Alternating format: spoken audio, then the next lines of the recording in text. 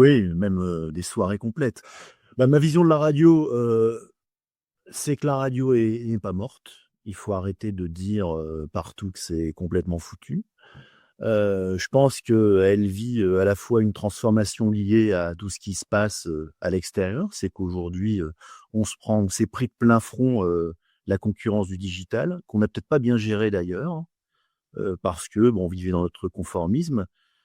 Et puis, à côté de ça, la radio, c'est quelque chose qui est assez unique, quelque chose de très d'un média de la spontanéité, un média de la liberté, heu, donc qui, aujourd'hui a toute sa place dans cet univers, qui est un peu confus, qu'on maîtrise mal, mais je pense qu'on n'a pas dit notre dernier mot si on arrive à prendre les bonnes décisions et le bon virage au bon moment.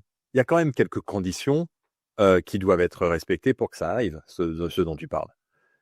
Il faut qu'il y ait des prises de risques, il faut qu'il y ait des gens qui soient capables de donner le go pour la prise de risque et il faut, qu'il y ait aussi, une communication vis-à-vis, du grand public sur le fait qu'il y a beaucoup de bruit, il y a beaucoup de fake et que la radio est aussi là et redonner envie, à ces jeunes de faire de la radio.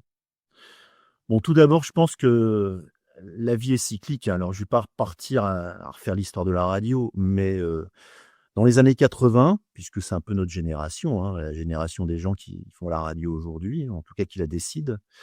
Les années 80-90, c'était la liberté, l'audace, un peu le foutoir, même si c'est à partir des années 90, on s'est structuré, on est devenu beaucoup plus pro, tout en maintenant quand même cette dose de liberté, de spontanéité.